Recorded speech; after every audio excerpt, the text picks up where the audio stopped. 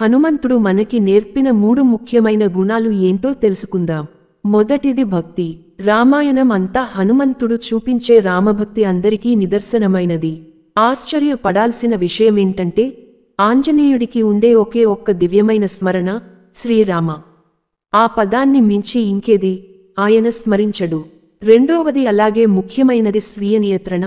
అంటే ఎలా అయితే హనుమంతుడు బ్రహ్మచర్యంలో ఎలాంటి పరధ్యానానికి లొంగకుండా తన శరీరాన్ని, మనస్సుని పూర్తిగా తాను ఎంచుకున్న కార్యంపై అంకితపరిచాడో, అదేవిధంగా మీ జీవితంలో మీరు ఎంతవరకు పాటిస్తున్నారో ఆలోచించండి. మూడవది తెలివితేటలు.